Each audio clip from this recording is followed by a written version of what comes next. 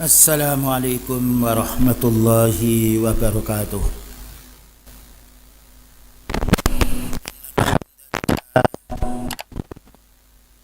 Nahmaduhu wa nasta'inuhu wa nastaghfiruh.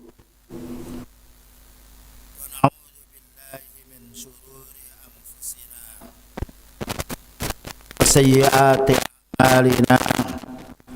Man yahdihillahu fala mudilla lahu ومن يضلل فلا هادي له أشهد أن لا إله إلا الله وحده لا شريك له وأشهد أن محمدا عبده ورسوله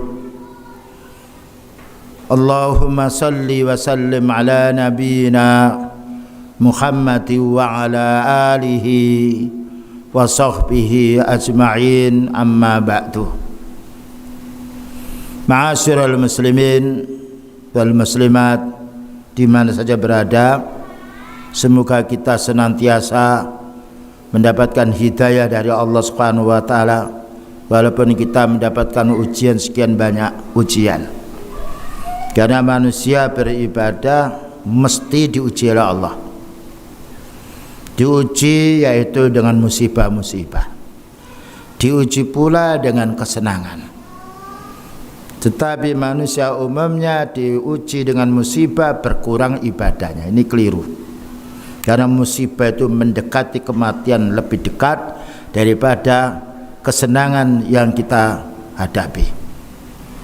Dan diuji manusia dengan kelapangan kadang-kala lupa kepada Allah. Diuji dengan wabah kadang pula berkurang ibadahnya kepada Allah. Ini keliru. Allah berfirman, kullu nafsin dha'iqatul maut. Setiap jiwa pasti merasakan mati. Tidak ada orang yang tidak mati. Dan yang disampaikan Allah Ta'ala telah terbukti, tidak diingkari lagi. Mata kita menyaksikan jutaan manusia, keluarga kita yang telah mendahului kita. Namun sebelum kita mati, Allah telah menjelaskan wa nabluukum bisyarri wal khairi fitnah. Kami uji kalian ini sebelum mati dengan bisyarri, dari mana masoib, sakit, wabah, kekurangan rezeki, kegelisahan, rasa takut, rasa diancam oleh musuh. Wal khairi, dan diuji kita oleh Allah Ta'ala dengan kegembiraan, sehat badan, ya, kemudian juga lancar rezeki, tidak ada satu penghalang. Itu semuanya ujian, fitnah, untuk menguji kita. Siapa yang Allah Ta'ala berikan kenikmatan kesehatan lalu dia mau bersyukur kenikmatan kesehatan ini untuk beribadah pada Allah. Dan siapa yang ketika Allah Ta'ala uji dengan musibah-musibah, bagaimana dia bersabar apa tidak, bersabar dan tetap istiqamah di atas yang hak, inilah orang yang beruntung. Karena yang sakit bukan hanya kita, para anbiya sakit. Bahkan ketika beliau dipegang oleh sahabatnya, panasnya 2 kali lipat. Kalau COVID berapa kali itu lipatnya. Tapi ketika dipegang oleh sahabatnya, wahai Nabi, ini panasnya 2 kali lipat. Iya, karena Allah Ta'ala ngasih pahala kami 2 kali lipat. Subhanallah. Orang itu ketika melihat ujian dari Allah Ta'ala, apapun yang menimpa tidak ada keresahan dalam hatinya. Karena apa? Mereka selalu menjadi orang yang selalu istiqomah beribadah. Selanjutnya kita kembali kepada usulis sunnah, landasan-landasan akidah yang disampaikan oleh Al-Imam Ahmad. Ini bukan karya Imam Ahmad, tidak. Imam Ahmad mendukung, juga menyampaikan akidahnya semisal akidahnya Rasulullah SAW, semisal akidahnya para sahabat. Jadi beliau hanya menulis, tetapi ini menunjukkan kami ini berakidah semisal akidahnya Rasulullah SAW dan para sahabatnya. Pembahasan kita di sini yang akan dibahas ru'yatullah, melihat Allah besok pada hari kiamat. Dan puncaknya kenikmatan di surga melihat Allah. Ya, itu puncaknya. Dan kita berharap semoga kita bisa melihat Allah Ta'ala. Bayangkan kita diperintah oleh Allah Ta'ala sekian tahun dikasih nikmat. Bagaimana kalau kita bisa melihat, ini Allah Ta'ala yang memberi nikmat kita, kegembiraan yang melupakan kenikmatan yang lainnya. Dan Allah berfirman, wujuhu yawma idzin nadhira ila rabbiha nadhira. Besok orang-orang beriman wajahnya dia akan berseri-seri karena melihat Allah Subhanahu wa taala. Itu wajahnya orang beriman. Tapi wajahnya orang kafir, kalla innahum 'ar rabbihim yawma idzil lamahjubun. Sekali-kali tidak orang kafir, orang munafik, ahli bid'ah, maka akan terhalang dia melihat Allah. Ya, bagaimana kita tidak senang melihat Allah Ta'ala. Bayangkan kalau kita dibiayai oleh orang tua kita tidak tahu, lalu dia datang merasa gembira. Yang datang kepada hamba yang beriman besok pada kiamat, yang menciptakan kita. Berkata Imam Ahmad rahimahullah ta'ala, wal imanu birru'yati yaumal qiyamah. Orang mukmin wajib meyakini bahwa akan melihat Allah Ta'ala besok pada hari kiamat. Orang mukmin, orang kafir tidak bisa. Jadi kenikmatan yang Allah berikan kepada hamba yang beriman, Allah Ta'ala mengizinkan dirinya untuk dilihat hambanya.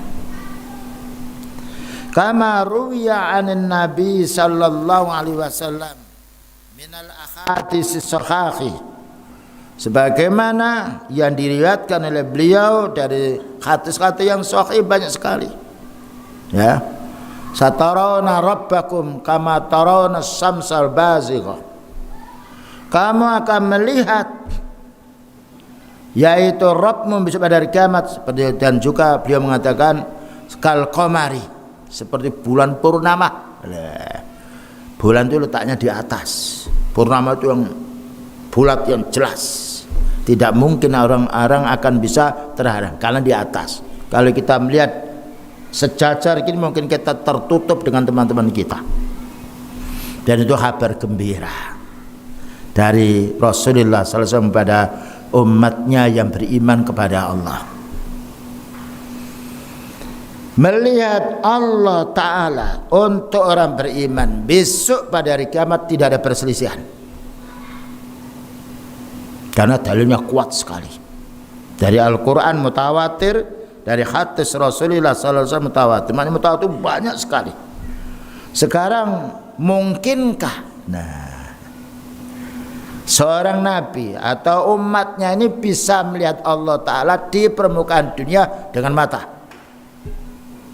Ini diperselisihkan oleh para ulama. Kita baca dulu keterangan dari Al-Imam Ahmad rahimahullah ta'ala dalam kitabnya Usulis Sunnah, landasan akidah yang harus difahami oleh kita semuanya. Maka Al-Imam Ahmad mengatakan wa annan nabiyya sallallahu alaihi wasallam qad ra'a rabbahu, dan sesungguhnya Nabi sallallahu alaihi wasallam sungguh telah melihat Rabbnya. Melihat ini masih mutlak. Melihat dengan apa? Ya, saya tadi malam melihat si fulan datang ke rumah samanya, melihat dengan mimpi, melihat dengan hatinya, ada juga melihat dengan mata. Jadi di sini beliau Imam Ahmad mengatakan bahwasanya Nabi sungguh telah melihat Rabbnya. Allah itu masih ada tanya, melihat dengan apa beliau ini? Fa innahu ma'surun an Rasulillah sallallahu alaihi wasallam. Karena keterangan ini maksur maknanya diambil dari sabdanya Rasulullah sallallahu alaihi wasallam. Tetapi hadis ini dikatakan Imam Ahmad rawahu Qatadah, diriwayatkan oleh Qatadah, yaitu seorang sahabat. An Ikrimah, seorang tabi'in. An Ikrimah, dari Ikrimah. An Ibni Abbas, dari Ibnu Abbas, bukan dari Rasulullah sallallahu alaihi wasallam. Wa rawahul Hakim, tadi dari Qatadah ada riwayat Hakim bin Abban an Ikrimah an Ibni Abbas. Sumbernya dari sahabat satu Ikrimah. Ada lagi yang nomor 2. Wa rawahu an Ali bin Zaid an Yusuf bin Mihran qala an Ibnu Abbas radhiyallahu anhu. Jadi yang menjelaskan bahwasanya beliau melihat Allah Ta'ala secara mutlak di dunia itu hanya Ibnu Abbas. Dan Ibnu Abbas ini adalah anak paman Rasulullah sallallahu alaihi wasallam yang dekat dengan beliau. Wal hadisu indana, katanya Imam Ahmad, hadis ini menurut kami, karena hadis itu ucapan beliau, ucapan para sahabat juga dinamakan hadis. Kita kembali pada zahirnya bahwa beliau melihat Allah di dunia. Melihat ini dengan apa? Masih tanda tanya, karena situ tadi ra'a rabbahu tidak dikatakan ra'a rabbahu bi'ainihi. Kalau melihat Allah Ta'ala dengan mata sudah jelas, tapi di sini melihat Allah saja. Melihat dengan apa? Melihat dengan mimpi kah? Melihat ketika tidur, melihatnya Allah, yaitu melihat mimpi ketemu dengan Allah. Ini masih tanda tanya. Jadi mutlak, perlu ada penjelasan berikutnya. Dijelaskan oleh Syekh Rabi' bin Hadi Al-Madkhali, penjelasan dari beliau menjelaskan tentang masalah ru'yahnya beliau di dunia. Khasala fiha khilaf, ulama berselisih beliau apa benar melihat Allah Ta'ala di permukaan dunia, bukan di akhirat. Kalau di akhirat orang mukmin juga akan melihat. Hal ra'a Rasulullah sallallahu alaihi wasallam lailatan usra bi rabbahu aw ma ra'ahu. Apakah ketika Rasulullah SAW di Isra Mi'rajkan, dinaikkan ke Siratul Muntaha, itu melihat Allah apa tidak? Fa ba'dhun nasi ta'allaqa bi kalami Ibnu Abbas hadza. Sebagian manusia yaitu kembali pada pendapatnya Ibnu Abbas. Wa ta'allaqa bi kalami Ahmad, dan kembali pada fatwanya Imam Ahmad. Wa fahimu min kalamaihima, maka orang berpendapat bahwa beliau melihat Allah Ta'ala di Isra Mi'raj kembali yaitu kepada pemahaman, kepada perkataan Ibnu Abbas. Nanti perkataan Ibnu Abbas ini betulkah itu dari Ibnu Abbas atau tidak? Kita kembali pada rawi-rawi yang membawa sanad kepada Ibnu Abbas. Maka pendapat yang mengatakan Ibnu Abbas melihat dengan mata dan juga yang lainnya, inna Muhammadan ra'a rabbahu bi'ainihi, bahwasanya Rasulullah SAW melihat di Isra Mi'raj itu melihat Allah dengan dua mata. Ini pendapat yang pertama. Kalau Syekhul Islam, berkata Syekhul Islam, kita kembali pada para ulama sunnah. Kenapa? Para ulama itu lautannya ilmu yang meliputi ilmu. Apa katanya? Kalamu Ahmad wa kalamu Ibnu Abbas, perkataannya Imam Ahmad dan perkataan Ibnu Abbas ini yaridu mutlakon, itu dalam bentuk mutlak umum. Jadi tidak ada keterangan bahwasanya Ibnu Abbas mengatakan beliau melihat dengan mata, tetapi ro'a rabbahu, melihat Allah gitu saja. Ya, karena melihat bisa juga melihat dari jauh. Saya melihat lewat TV. Saya melihat si Ustadz tadi lewat, yaitu bayangannya. Ya. Jadi melihat ini tidak harus dengan mata. Cuma orang ketika melihat, nah fokusnya mata, tapi belum tentu. Wa yaritu muqayyatan, dan juga datang pula penjelasan muqayyad. Muqayyad itu maknanya melihat dengan mata. Pertama, melihat secara umum, tidak dengan mata. Yakni yutliku Ibnu Abbas ra'a Muhammadan rabbahu, maknanya Ibnu Abbas tidak menjelaskan kepada yang lain bahwasanya beliau Rasulullah SAW melihat dengan dua mata, tidak, tetapi melihat saja. Wa ya'ti anhu muqayyatan, datang pula penjelasan dari Ibnu Abbas bahwa beliau itu melihat dengan hati.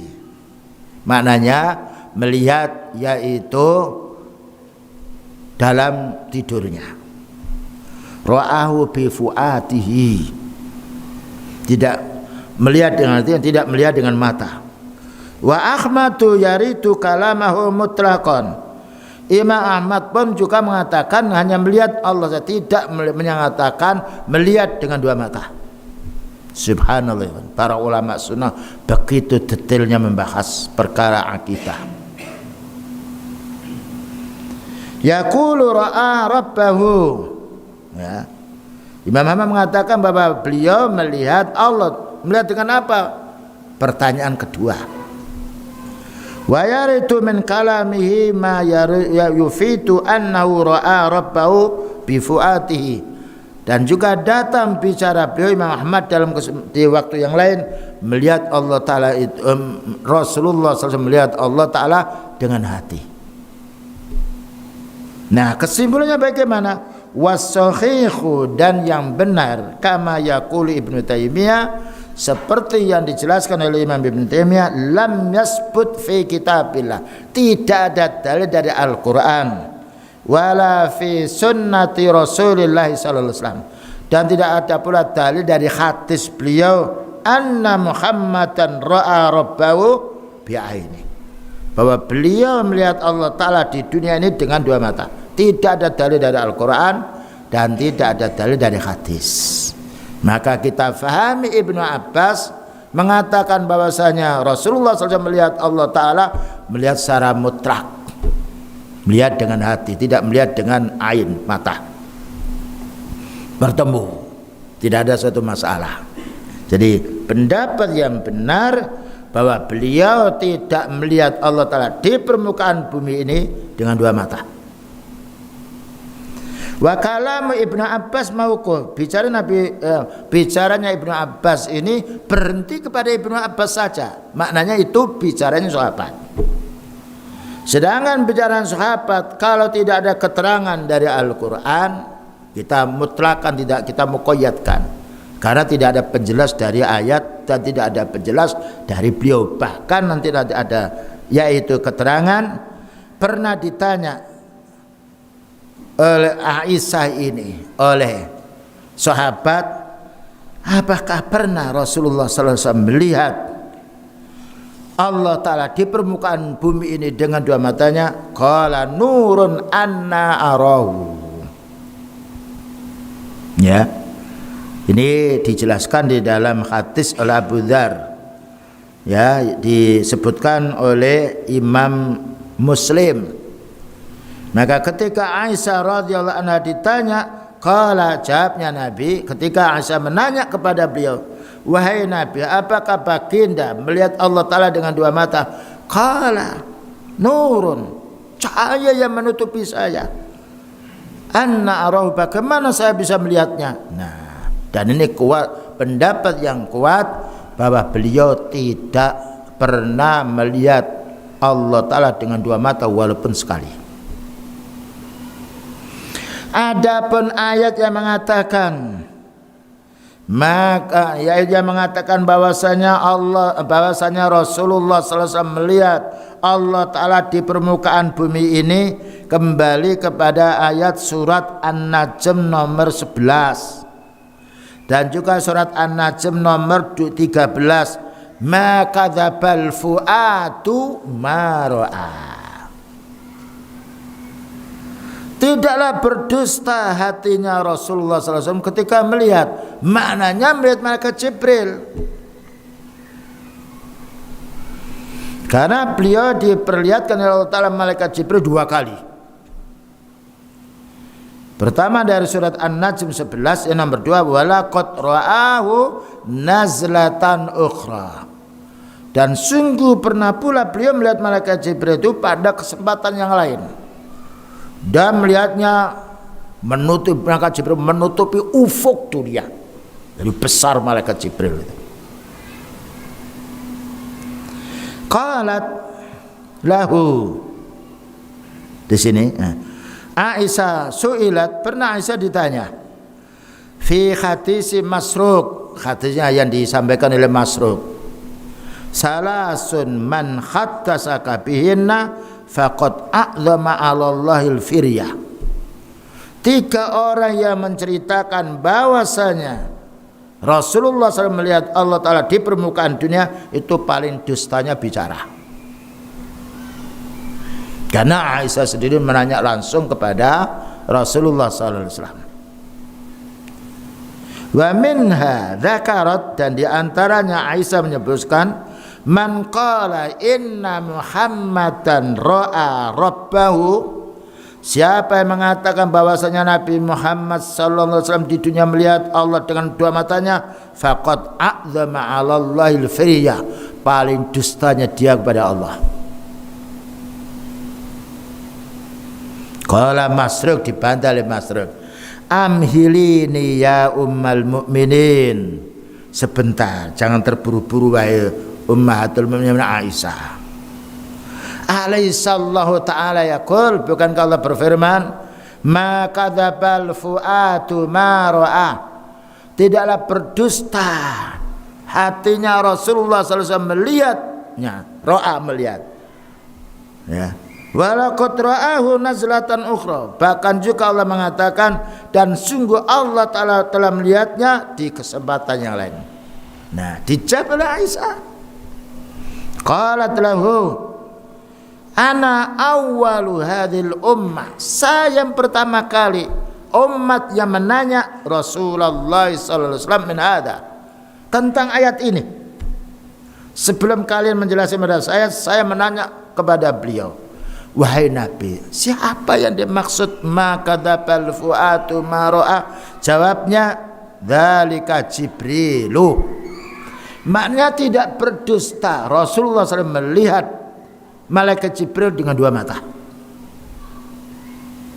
melihat bentuk yang sebenarnya hanya 2 kali. Ketika datang pada beliau berbentuk dengan orang yang bersih bajunya, putih, ya, berbentuk manusia. Sahabat yang lain tidak tahu, tapi beliau tahu. Tahukah kamu yang datang, orang yang bepergian datang seperti tidak berdebu, yang itu malaikat Jibril. Nah, itu malaikat Jibril. Jadi suatu saat malaikat ini menjelma sebagai manusia, kita tidak tahu. Mungkin ada orang yang minta kepada kita, ya, menjelma orang miskin untuk menguji kita. Yang pernah pula terjadi 3 kelompok Bani Israel. Mereka datang berbentuk seperti orang yang buta, orang yang buta, dan orang yang punya penyakit kusta. Hati-hati, ya, kalau ada orang yang minta, oh jangan-jangan ini malaikat, kasih dia. Kalau kita firasat kita kuat, memang itu orang yang berhak untuk dikasih. Tapi ada orang itu kaya, minta-minta dengan cara pinjam bajunya orang-orang yang sengsara lain. Nah, di sini dijelaskan kama qala Rasulullah sallallahu alaihi wasallam, ra'a fi hay'atihi allati khalaqahu Allahu 'alaiha marrataini, sebagaimana laporannya, sabdanya Rasulullah sallallahu alaihi wasallam bahwa beliau pernah melihat malaikat Jibril di bentuk aslinya 2 kali. Ra'ahu munhadiran minas sama, beliau melihat turun dari langit. Sadda bainas sama'i wal ardh, ketika turun dengan menutup semua bumi ini. Besar malaikat Jibril itu. Ya'ni ma ra'ahu ala hayatihi allati khalaqallahu 'alaiha illa marrataini, maknanya Nabi Muhammad sallallahu alaihi wasallam tidaklah melihat malaikat Jibril dalam bentuk aslinya kecuali 2 kali, dengan dasar surat An-Najm 11. Jadi makna ma kadzabal fuadu ma ra'a, tidaklah berdusta Rasulullah SAW melihat itu bukan melihat Allah, tetapi melihat malaikat Jibril. Dan itu yaitu tafsir dari dari siapa tadi? Aisyah. Dan Aisyah orang paling dekat dengan beliau. Dibandingkan dengan Ibnu Abbas, paling dekat dengan beliau. Karena beliau punya istri yang banyak tinggal di Aisyah atas izin dari istrinya yang lain.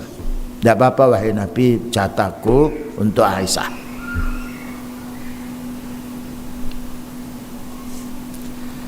Fayarahu qad satta ma baina as-sama'i wal ardi li'azami khalqihi. Maka Nabi sallallahu alaihi wasallam melihat malaikat Jibril itu ketika itu menutupi alam semesta ini karena agungnya ciptaan Allah Ta'ala kepada malaikat Jibril ini.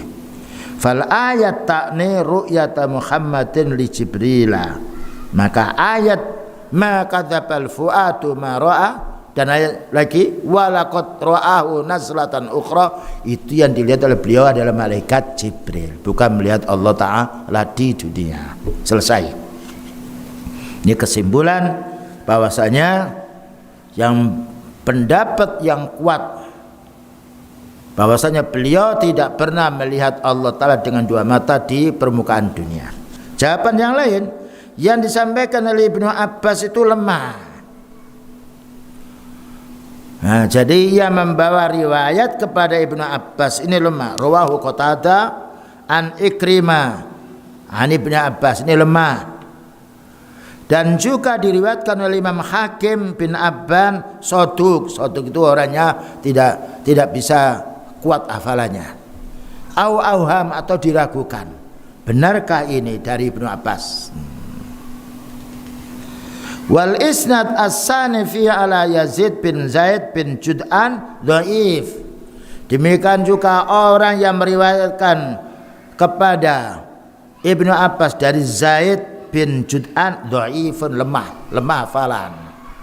Nah, kalau lemah hafalan tidak bisa jadi, menurut ahli hadis tidak diterima. Jadi kesimpulannya yang mengatakan bahwasanya beliau melihat Allah di permukaan dunia ini itu bukan dasar dari beliau, bukan dasar Al-Quran, tetapi berpijak kepada bicaranya Ibnu Abbas. Tapi yang membawa kepada bicaraan Ibnu Abbas ini orangnya diragukan. Nah, dengan demikian selesailah perselisihan itu. Yang jelas, yang benar, beliau tidak pernah melihat Allah Ta'ala di permukaan bumi walaupun sekali. Sekarang kita lanjutkan al-imanu bil mizan yaumal qiyamah. Wajib kita mengimani bahwa amal kita ini akan ditimbang. Nah, ya. Dihitung, nanti ditimbang. Ditimbang jasad kita sesuai dengan amal kita.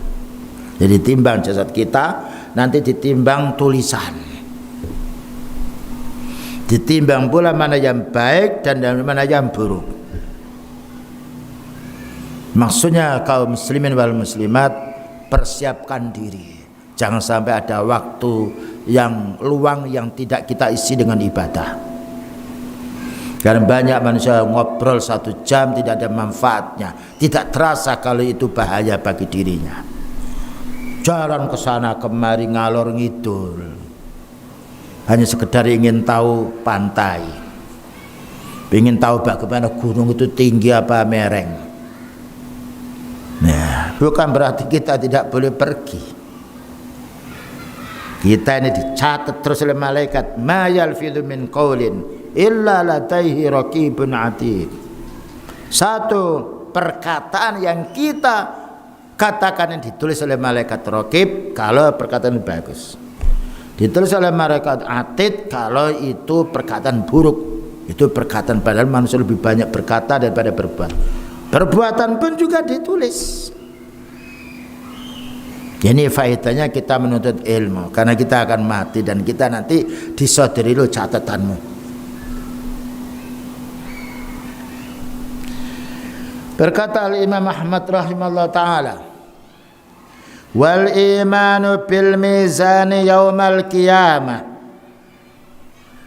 Kita wajib mengimani bahwasanya amal kita akan ditimbang kapan? Besok pada hari kiamat, bukan sekarang. Kama ja'as, bagaimana keterangan dalam ayat maupun dalam hadis, yuzanul abdu yaumal qiyamah, badan kita itu akan ditimbang Badan besar, berat, ringannya tergantung amal yang ada di badan kita. Dikatakan di sini fala yazinu janaha ba'udatin. Ada orang yang gemuk ditimbang masih kalah dengan beratnya sayapnya nyamuk satu. Sayapnya nyamuk berapa gram itu? Enggak ada 1 gram. Sayapnya nyamuk loh. Oh, sayapnya ya ba'udah nyamuk.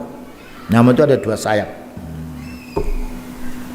Jadi orang gemuk ketika ini ditimbang orang dengan timbelnya sayap nyamuk masih berat sayapnya nyamuk. Ini menunjukkan timbangan badan seorang itu ada hubungannya dengan amal.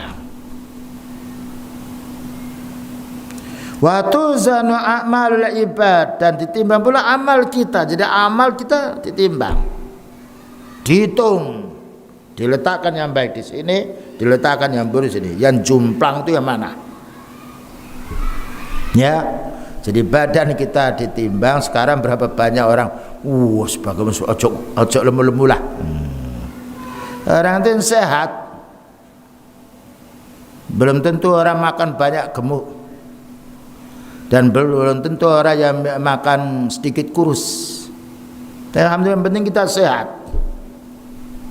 Karena Allah Ta'ala tidak menilai kita kurus gemuknya, menilai kita amal kita. Innallaha la yanzuru ila ajsamikum. Allah tidak melihat badanmu, ya, wala ila suwarikum, gantengmu cantikmu tidak, walakin yanzuru ila qulubikum.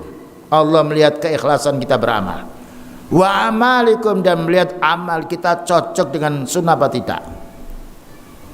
Terkadang orang itu menghina orang, Pak jangan gemuk-gemuk, nanti tidak bisa jalan. Orang kurus tidak bisa jalan juga banyak. Ini bukan membela karena saya gemuk. Karena sering banyak, Ustaz jangan gemuk-gemuk. Ya melarang jangan gemuk, ya siapa yang mana dalilnya? Tunjukkan ayat hadis. Terkadang orang mengaku kalau sudah langsing mesti bau, belum tentu. Itu pandangan manusia. Bahkan juga ada dokter yang gemuk pula kok. Ya, jadi kita manusia di dunia itu hanya ingin menampilkan, diriku ini pas-pasan. Kalau umur sekian, timbangan sekian itu stabil. Itu pendapatnya siapa? Bukan pendapatnya Allah, bukan pendapatnya Nabi Sallallahu Alaihi Wasallam, itu pendapatnya orang umum. Dan kita nanti bukan dihisab oleh Allah Ta'ala, dihisab dengan itu tidak. Jadi kita bukan kok menghina orang, tidak, tapi perlu menasihati orang yang mencela. Allah Ta'ala tidak mencela orang dengan fisiknya, mencela karena perbuatan jahatnya, sekalipun dia langsing. Nah, maka apa kata beliau? Wal imanu bi, kita wajib mengimani, harus diimani bahwa kita nih badan kita akan ditimbang, amal kita ditimbang, catatan amal kita juga ditimbang. Wat tasdiqu bihi, wajib kita benarkan karena banyak dalilnya nanti akan disebutkan. Wal i'radu an dzalika raddun dzalik, radda dzalika, orang yang berpaling dari mengimani timbangan berarti dia telah menolak ayat. Termasuk kelompok Mu'tazilah, kelompok Jahmiyah, ya, kelompok Qadariyah menganggap bahwa tidak ada timbangan amal katanya. Padahal ayatnya banyak sekali. Fa amma man saqulat mawazinu, ada orang yang berat timbangan amalnya. Wa amma man khaffat mawazinu, ada orang yang ringan timbangan amalnya. Allah Ta'ala menetapkan, mereka menolak. Makanya kita menuntut ilmu itu jangan dari orang, tapi cari orang yang menyampaikan ilmunya Allah, karena ilmunya Allah mesti benar. Wa tarku mujadalati, kamu enggak perlu berdebat dengan orang-orang yang tidak mau beriman dengan adanya manusia ditimbang, enggak usah debat, tinggalkan, karena mereka itu mendahulukan hawa nafsu. Dijelaskan di sini oleh Syekh Rabi' bin Hadi Al-Madkhali hafizahullah taala, wal imanu bil mizan yaumal qiyamah kama jaa. mengimani pada timbangan besok pada hari kiamat sebagaimana datang dari hadis Rasulullah sallallahu alaihi wasallam, yuzanul abdu yaumal qiyamah fala yazinu janaha ba'udha. Besok ada orang ditimbang oleh Allah taala badannya, amalnya, dan ini timbelnya satu sayap nyamuk, ternyata masih berat satu sayap nyamuk itu. Dan ini yu'ta birrajulil azim, didatangkan orang gemuk besar, samin gemuk, fala yazinu indallahi janaha ba'udah. Ternyata ketika timbelnya, ya jadi ya ditimbel itu ya satu sayap nyamuk, ternyata masih berat sayap nyamuk. Hadza fihi dalilun ala annal ashkhasa yuzanun. Ini menunjukkan dalil bahwasanya besok fisik kita ini akan ditimbang, yang menimbang Allah.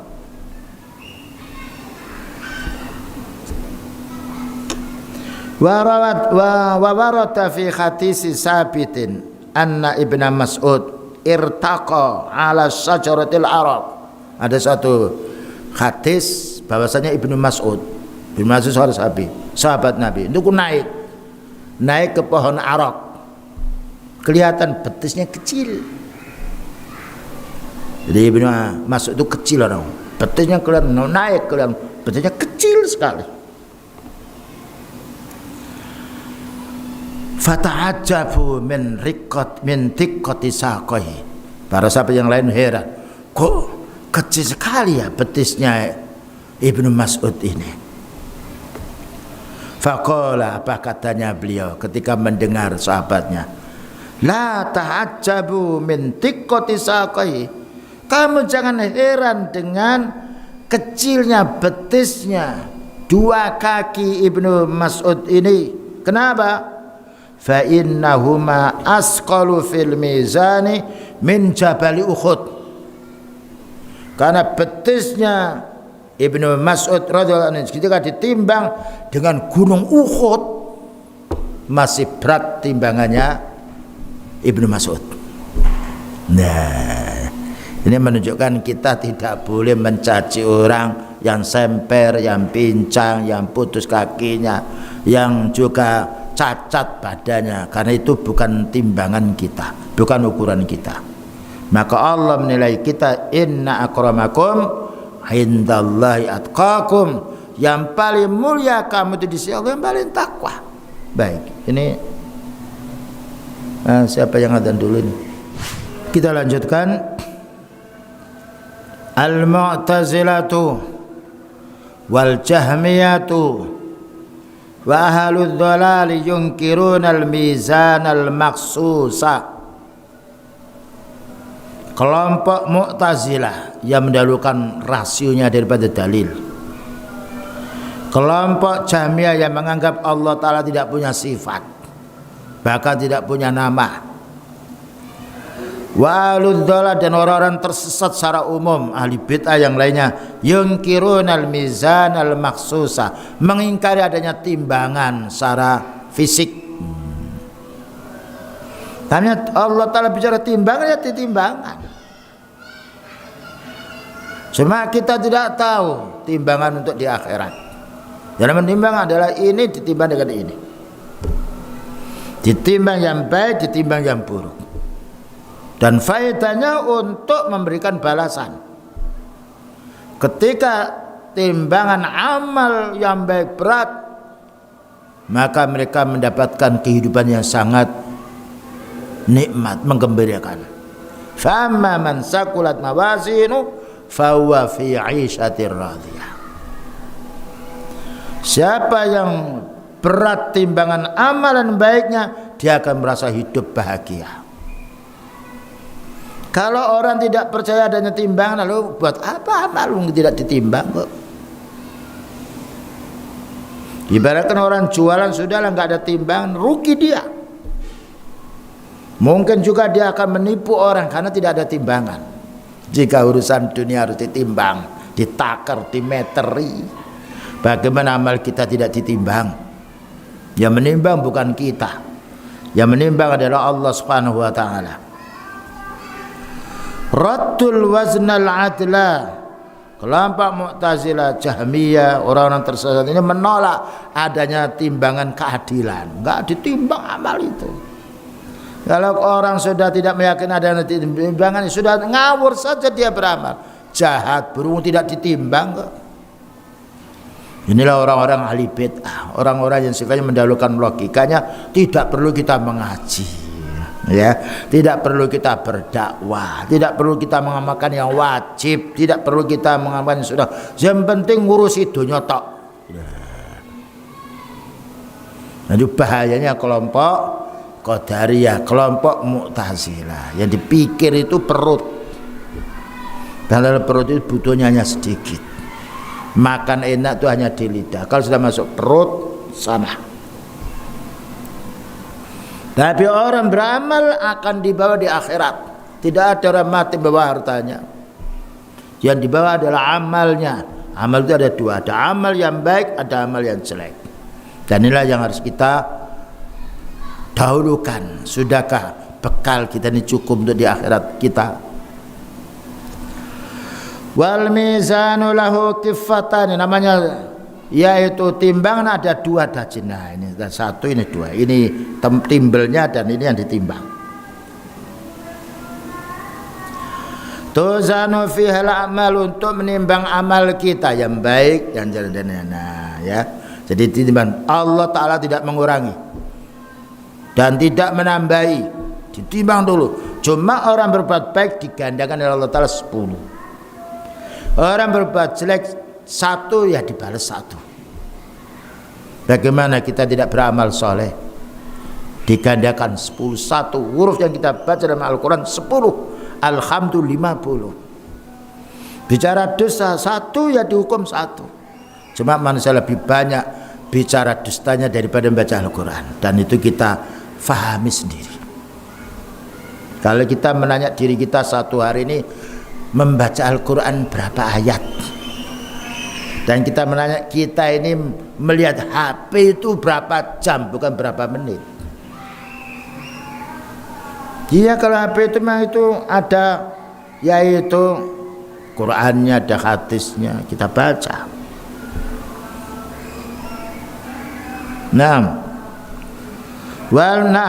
Wa hadhihi minal adillah.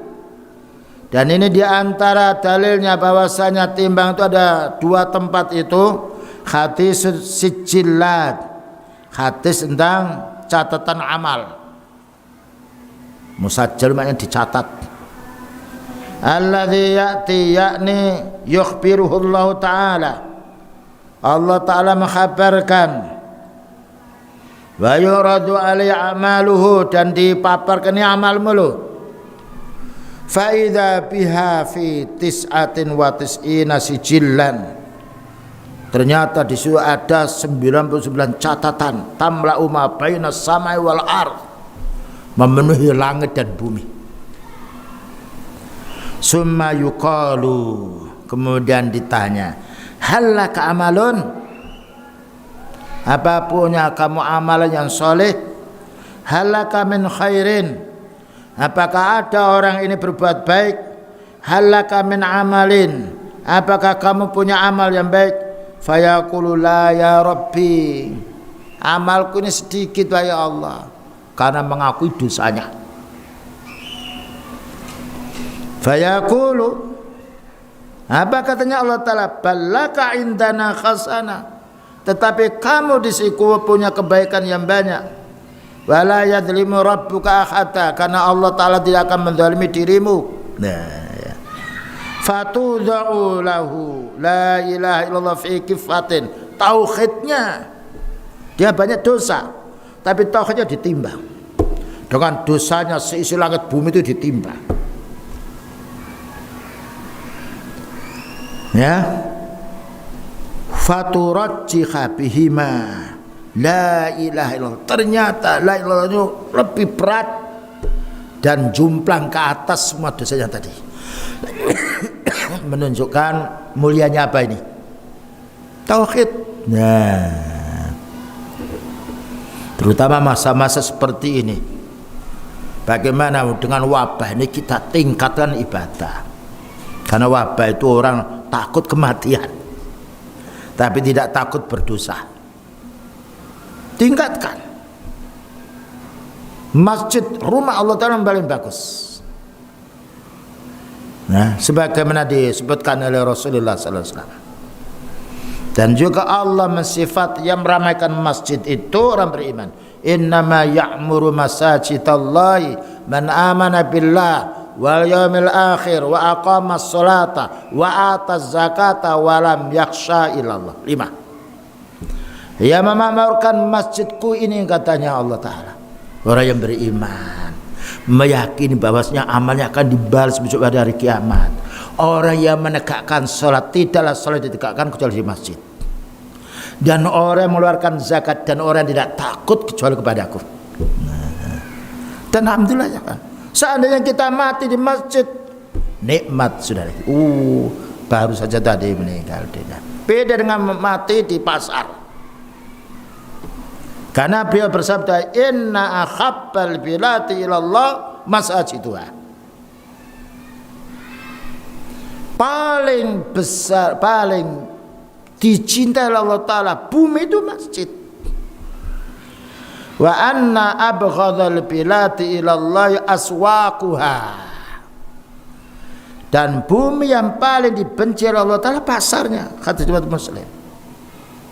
Enak mana orang mati di masjid daripada mati di pasar? Tentu keluarga itu baru tadi sholat, meninggal dia. Meninggalnya bukan jual beli, meninggalnya ketika zikir pada Allah. Cuma kita memang diuji oleh Allah. Alif lam mim ahasiban nasu ayyutraku ayyaqulu amanna wa hum la yuftanun. Apakah manusia mengira ketika sudah mengucapkan amanah, saya beriman, lalu tidak diuji? Diuji iman kita ini. Siapa yang kuat imannya dan siapa yang lemah imannya. Nah, padahal Allah Ta'ala telah menguji orang dulu. Walaqad fatanna alladzina min qablihim. Karena Allah Ta'ala menguji orang dulu, bahkan ujian orang dulu lebih berat daripada sekarang. Fala ya'lamannallahu alladzina shadaqu wa la ya'lamannal kadhibin. Untuk diketahui Allah Ta'ala siapa yang jujur imannya, siapa yang istiqamah imannya ketika ditakut-takuti oleh manusia, ketika ada berita-berita yang menakutkan dirinya, dan siapa yang dusta imannya. Nah, itu ayat yang harus kita pahami. Nikmat ya kawan kalau kita baca ayat dibandingkan baca dunia internet. Isinya kebohongan, isinya itu bukan berarti semuanya bohong, tapi ketenangan jiwa. Ala bi dzikrillah tatmainnul qulub. Ingat dengan zikrullah menjadi tenangnya jiwa. Ya. Jadi ternyata ketika sudah ditimbang tauhid yang kecil, yang tauhid orang itu bisa menghapus dosanya sekian sisi langit. Karena Allah Ta'ala berfirman, innal hasanati yudhibnas sayyiat. Amalmu yang baik itu akan menghapus dosa. Paling baiknya amal tauhid. Nah, karena tidak ada tantangan yang besar dakwah di dunia ini kecuali tauhid. Kalau ada orang mari kita akhlak, mari yang lain, murah tidak apa-apa. Kalau sudah tauhid, bangkit otaknya orang-orang kufur, orang musyrik, orang ahli bid'ah. Padahal tauhid itu untuk menyatukan umat, tidak membunuh orang. Tapi Allah telah menjadikan orang kufar tetap tidak senang. Wa qala alladziina kafaru la tasma'u li hadzal Qur'an. Berkata orang kafir, jangan kamu dengarkan Quran itu. Nah, Allah berfirman, afara'aital ladzi yanha 'abdan idza shalla. Belumkah kamu tahu ya Nabi, siapa yang menghalangi dirimu itu sholat? Tuh, pada zaman beliau itu sudah ada orang yang menghalangi beliau masuk di masjid. Dilempari beliau di masjid itu, tapi Allah menolong. Afara'aital ladzi yanha 'abdan idza shalla. Belumkah kamu tahu ya Nabi, orang yang menghalangi dirimu itu sholat di zaman beliau itu di masjid, kecuali sholat sunnah. Dua ayat-ayat kita sampaikan supaya kita tergugah hati kita. Nyawa kita bukan 1000 tahun, 60, 70, bahkan 40 sudah pergi. Iya, kalau 40 pergi mati dalam keadaan tauhid enak. 60, 70 mati dalam keadaan musyrik. Inna lillahi wa inna ilaihi raji'un. Inna syirka la dzulmun adzim. Syirik itu adalah kezaliman yang besar. La in asyrakta la yahbatun amaluka. Kalau kamu berbuat syirik, lebur sebenarnya amalmu yang baik. Jadi kita ini memang diuji untuk diketahui siapa yang siddiq, yang jujur imannya, dan siapa yang kadzibin, yang dusta imannya. Nah, itu ayat Allah yang harus kita fahami. Dan ujian kita itu masih ringan dibandingkan orang dulu. Bayangkan Nabi Ibrahim itu disuruh mendakwai siapa? Raja siapa? Namrud bin Kan'an. Ketika Nabi Ibrahim mengatakan inna bura'a'u minkum wa mimma ta'buduna min dunillah. Kami Ibrahim dan orang beriman berlepas diri dari apa yang kamu sembah itu semuanya. Allah Ta'ala disuruh menghadap ke Raja Namrud bin Kan'an. Apa katanya? Bukan diterima oleh Namrud bin Kan'an. Apa katanya? Harrikuhu wansuru alihatakum. Nah, maka bakar Ibrahim itu, bela Tuhan-Tuhanmu. In kuntum fa'ilin, jika kamu memang orang-orang yang tegas. Nah, ketika dibakar, Allah berfirman, qulna ya narukuni bardaw wa salaman ala Ibrahim. Allah tetap membela para nabinya. Kita berdakwah masih menghadapi saudara-saudara kita, tidak dihadapkan seperti Nabi Ibrahim disuruh mendakwai raja yang kufur. Nabi Musa alaihissalam bukan disuruh mendakwai seperti kita, idhab ila fir'auna innahu tagha. Nabi Musa, berangkat kamu kepada Fir'aun, jagonya orang kufur, semuanya suruh menyembah dia. Orang-orang yang wanita melahirkan laki-laki bunuh, melahirkan perempuan hidupkan untuk dizinai. Kejadian cukup besar, tapi Allah Ta'ala menyuruh Nabi Musa ditemani dengan saudara Nabi Harun, faqula lahu qawlan layyina, bicaralah yang lembut. Nah, barangkali Fir'aun itu mau menerima nasihat. Apa katanya Fir'aun? Waqala Fir'aunu dharuni aqtul Musa wal yad'u rabbahu inni akhafu ayyubattila dinakum aw ayyudhira fil ardil fasad. Katanya Fir'aun, bawa sini ini, aku akan bunuh. Lah, itu otaknya orang-orang yang kufar, bukan menerima dengan baik, malah diperkara. Akhirnya Allah Ta'ala menyuruh Nabi Musa, pergi kamu malam hari, kamu akan ditolong, kamu akan dikejar oleh Fir'aun. Dan Allah menenggelamkan Fir'aun, menyelamatkan Nabi Musa. Tidak terlintas oleh pikiran kita, tapi Allah menghendaki demikian. Itu contoh-contoh Al-Quran. Di zaman kita ujian kita masih kecil, belum ada. Pada zaman dulu itu orang mau beramal Islam digergaji kepalanya sampai kakinya.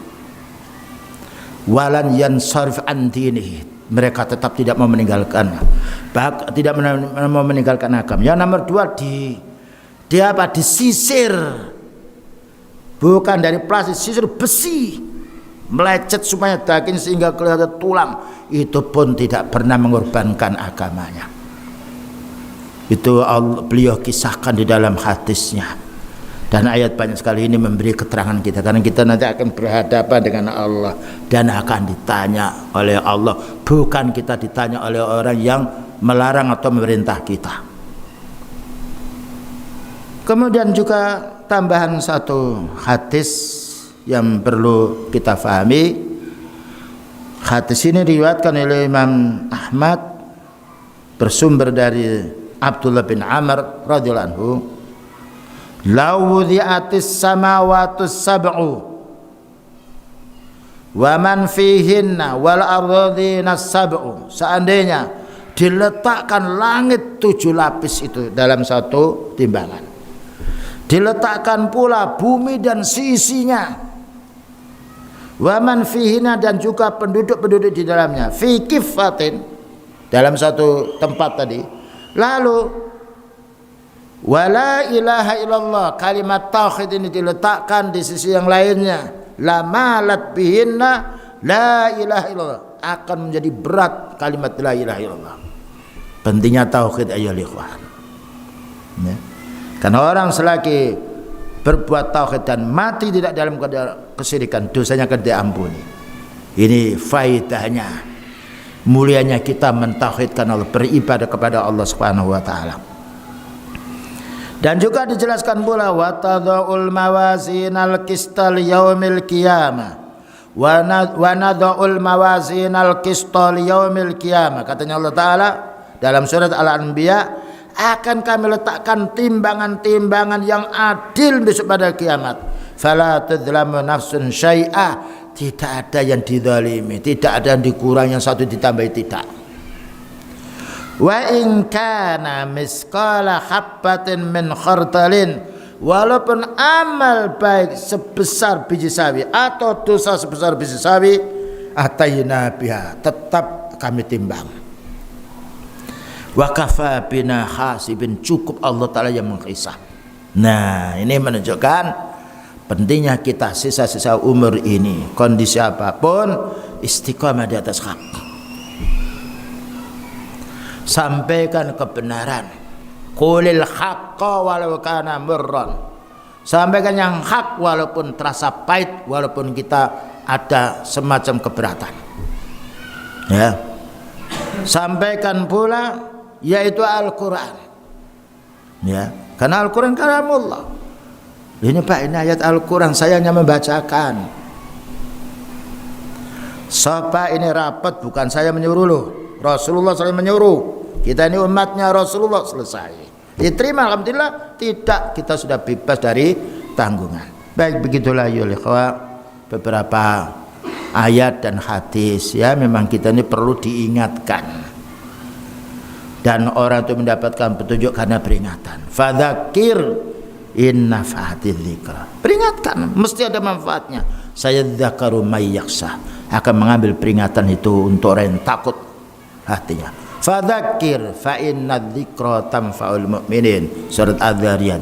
Ingatkan, mesti peringatan itu akan bermanfaat untuk orang-orang yang beriman. Dan kita mohon kepada Allah taala, semoga dengan kita berusaha menuntut ilmu, dimudahkan oleh Allah taala untuk mengamalkan ilmu ini, melaksanakan perintahnya Allah taala dan meninggalkan larangannya. Wa sallallahu ala nabiyyina Muhammadin wa ala alihi wasallam. Subhanakallahumma bihamdika asyhadu an la ilaha illa anta astaghfiruka wa atubu ilaik. Walhamdulillahirabbil alamin. Wassalamu alaikum warahmatullahi wabarakatuh.